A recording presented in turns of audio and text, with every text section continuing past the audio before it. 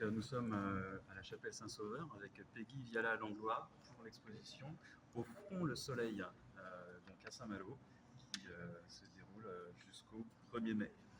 Donc Peggy, tu nous proposes un parcours de vie. C'est une sorte d'invitation que tu lances dans cette immense chapelle.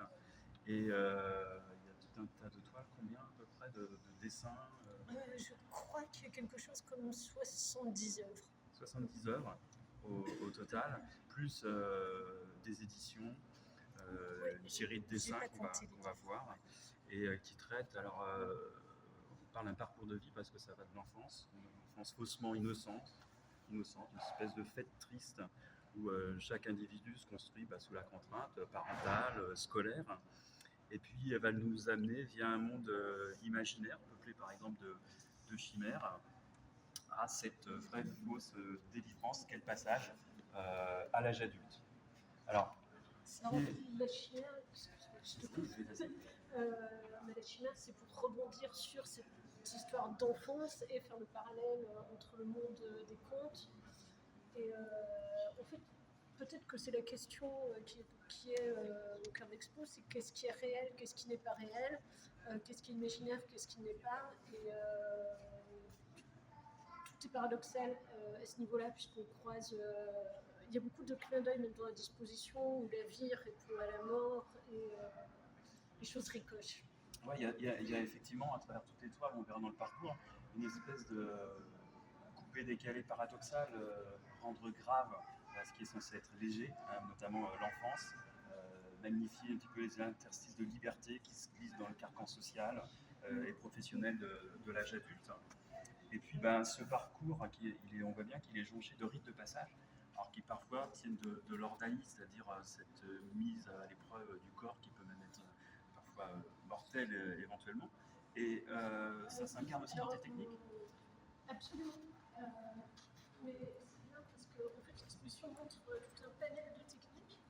Il y a des dessins, il y a des peintures, il y a des choses très très en matière, alors qu'on est a priori sur quelque chose, un crâne, je ne sais pas si on voit, un énorme crâne d'hippopotame, qui est logiquement dépourvu de matière. Mais le travail qu'il y a dessus, c'est un travail de maçonnerie, en fait, où lui est mélangé avec plein de choses.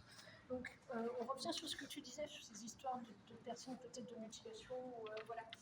C'était juste pour montrer ce personnage-là, et où effectivement il y a ce qu'on pourrait dire des dispositifs intrusifs, un peu.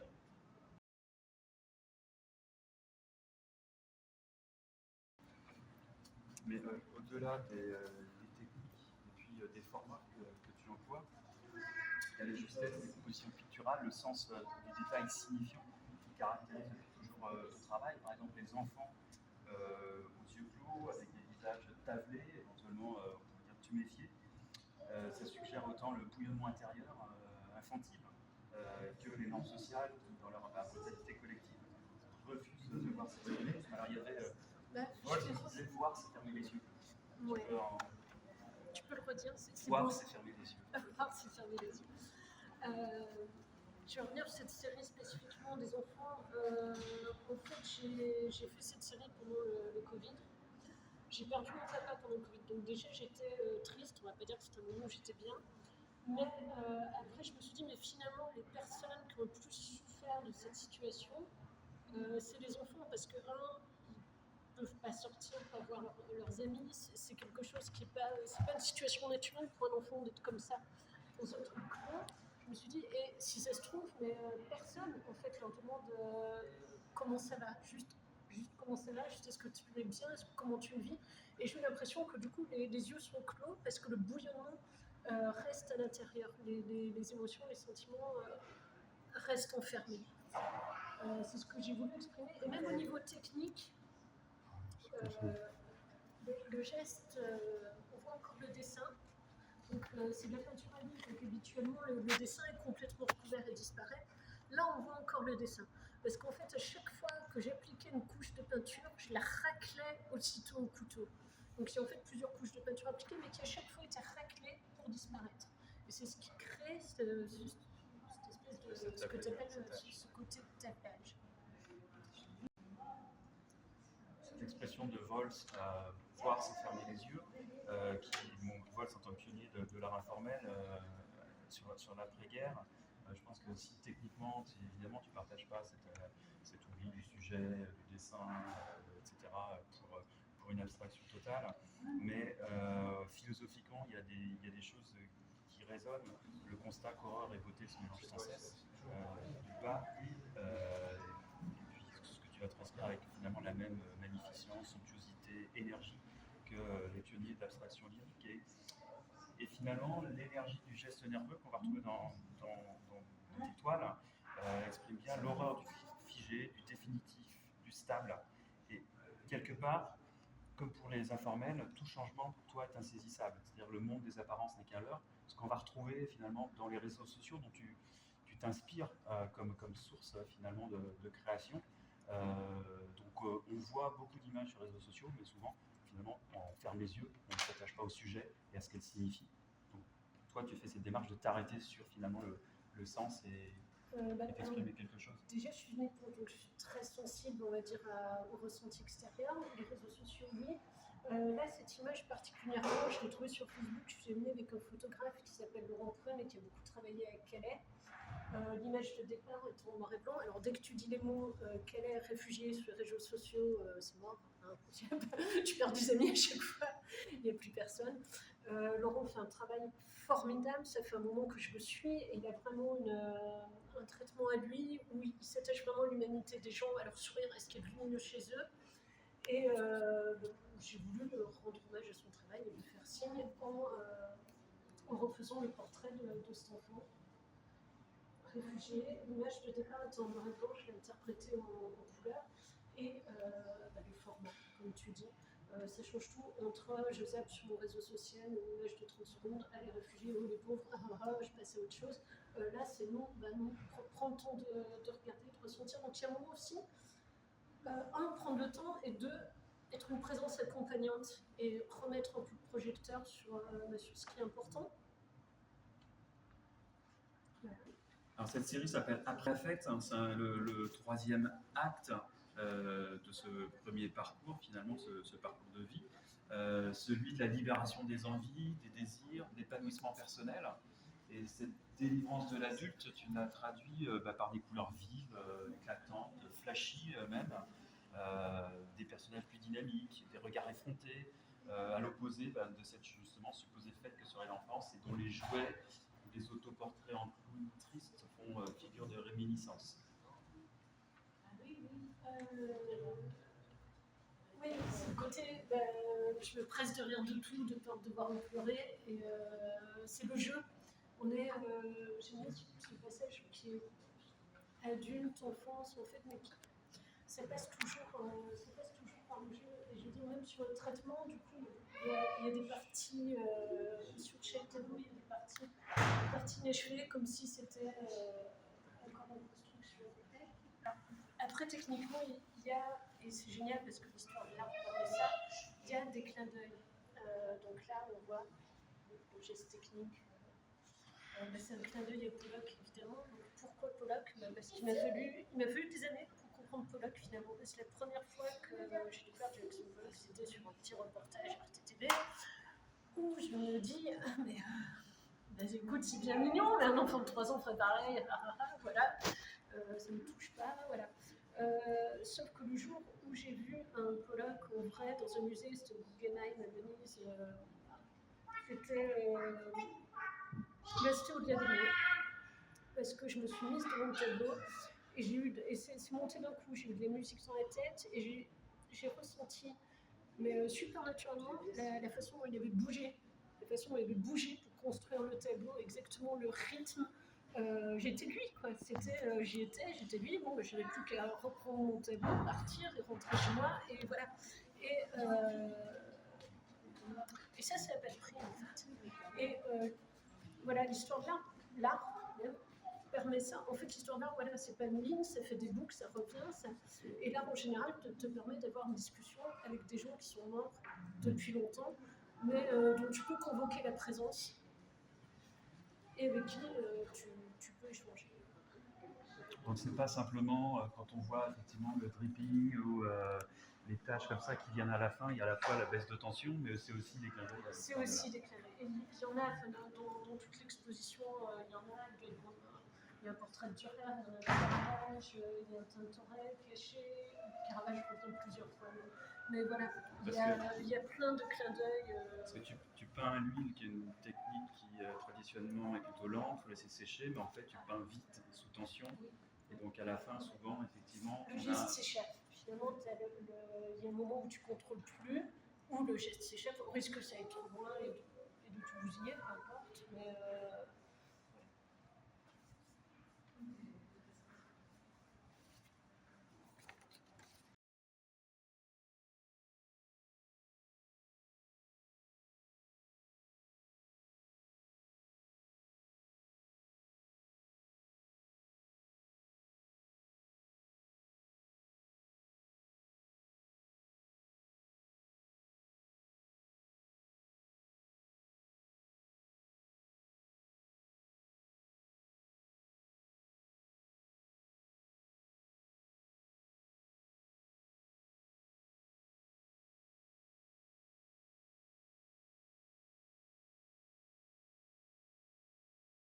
donc à ce parcours en trois actes, ce parcours de vie, bien, s'ajoute la série littérature, qui est celle finalement qui est la plus intime pour Pecky, puisque tu évoques ton cheminement personnel qui est fait de rencontres, de collaborations à travers des livres d'artistes, de lecture également. tu sais, on reparlait de l'enfant clos et replié sur soi, et je crois que pour moi, la lecture, c'était quelque chose d'éminemment libérateur. Ouais, ça m'a sauvé la vie, je crois. Et du coup, ça émaille mon cheminement, et je crois que ça continue de me faire vivre encore maintenant et de me faire respirer. Et que c'est très important que ce soit les rencontres avec toi, on s'est rencontrés à cause de la lecture, que ce soit François Bon, que ce soit Martin Page, Ben Doniel, les joueurs Charles Robinson, Arnaud Bertina, Agnès Tricot et Bézil Dalla. C'est des gens formidables. Enfin, c'est vraiment une chance d'avoir pu travailler avec eux et de pouvoir, peut-être, encore. Mais enfin voilà, en tout cas, je suis friande de collaboration. Je m'ennuie très vite. Je m'ennuie très très vite dans ce que je fais. C'est pour ça aussi que je passe d'un médium à l'autre, que je ricoche sur la sculpture, que je ricoche sur le dessin, sur la peinture, pour pas m'ennuyer. Donc ça reste Alors, effectivement, dans tes collaborations littéraires, tes éditions, donc, le dessin va être très présent. Alors, souvent des dessins bruts qui vont être très, très littéraux, mais aussi on va aller jusqu'à des grands fusains, des déesses notamment.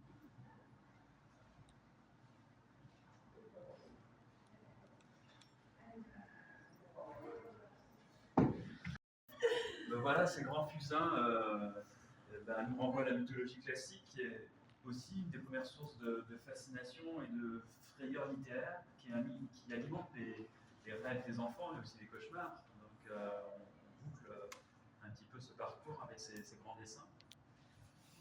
Alors, les dessins, ça va plusieurs choses. Déjà montrer que derrière un tableau, il y a un travail de dessin. Ça, c'est pour le geste technique. Je vais super bien me sentir d'ailleurs un tout petit peu sur le geste technique. Parce que là, pour le coup, c'est au fusain. Et il y a un travail qui est à la fois dans la joue et il y a un autre travail qui est la gomme. Donc, c'est un mélange des joues et de retrait.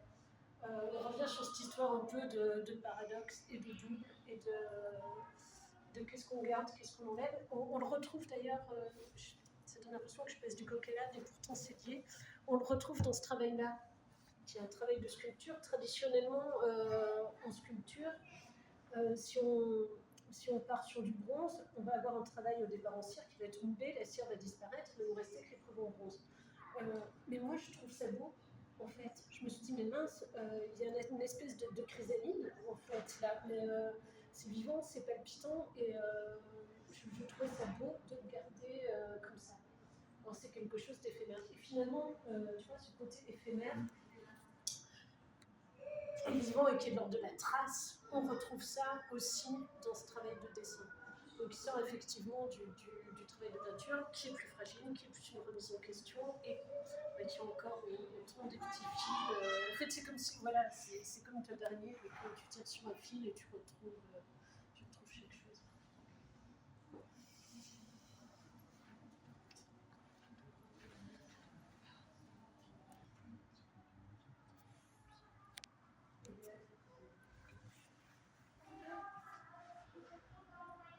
Alors, une autre série de portraits là, avec à la fois clin d'œil à l'histoire de l'art, de la littérature, mais également une technique particulière, les monotypes. Oui, alors on revient justement à ce que tu disais, le clin d'œil, puisqu'on retrouve Caravage ici, Tintoret, Courbet, Tintoret, Durer, Marie Laurencin, tiens, et puis des clins d'œil à d'autres peintres plus modernes. Alors, le monotype, c'est très particulier. C'est un peu ce que Gauguin appelait l'image empreinte. C'est une technique en fait, qui a toujours été pratiquée, mais qu'on n'utilise pas beaucoup. C'est-à-dire que je vais peindre sur une matrice, en fait, qui va être une grande plaque, et je viens, je peins à l'huile, bien sûr, et je viens ensuite écraser mon dessin dessus. Donc, il va y avoir des déformations, il va y avoir des bavures, et c'est une technique hasardeuse. Et j'aime quand, dans un processus, il y a l'intervention du hasard et le monotype, c'est génial pour ça. Tout le travail que je fais en gravure, ça relève de la même chose. Et on va dire que même les éclaboussures en tension qui arrivent à la fin des tableaux, c'est un peu ça, quoi. C'est un peu le hasard. Qu'est-ce qui va se passer? Si je fais ça, tiens, qu'est-ce qui va se passer? C'est toujours aussi le danger parce que tu ne peux pas recommencer ça. Tu n'imprimes qu'une fois généralement. Ouais. Ah oui, oui, oui. Ouais. Avec un peu de ça. Autre, on termine sur les derniers clins d'œil là aussi, et puis en même temps sur des problématiques des sociétés contemporaines. Donc avec ici une collaboration pour une maison d'édition Cariola et comment on dit, un fanzine, un livre d'artiste. Fanzine, voilà. Donc ça, c'était une collaboration avec les éditions Cariola et ça s'appelle VEM, et c'était sur les personnes en quête d'identité sexuelle.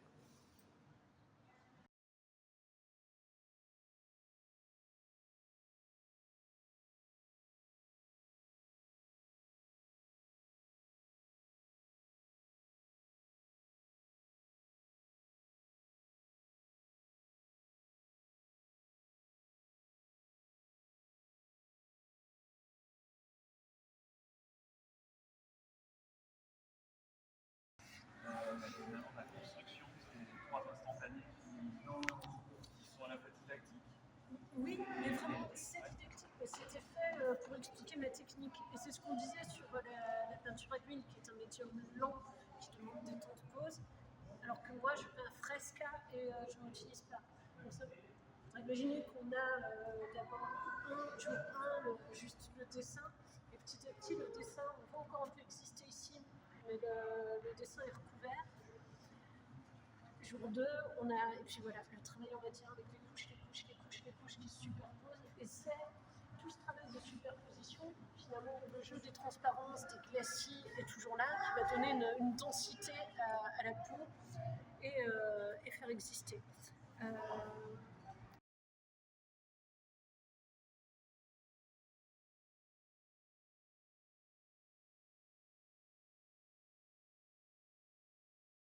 Là, on retrouve les étapes de construction. On a d'abord le dessin, ensuite, je vais recourir avec une couche de peinture très vive, et après, tu as une troisième couche de peinture beaucoup plus en masse qui vient redonner un effet visuel.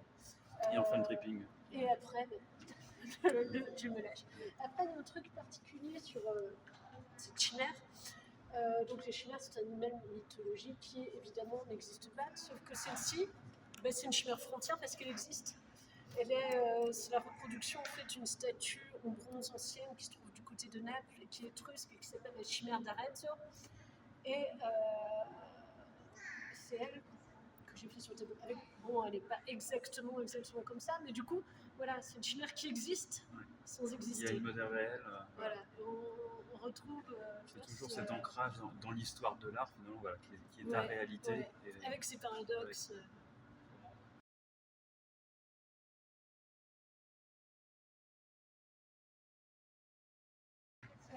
Banana Fan Monet, pourquoi alors déjà, le monde végétal, c'est quelque chose de tout nouveau dans mon travail, qui est essentiellement un travail de portrait.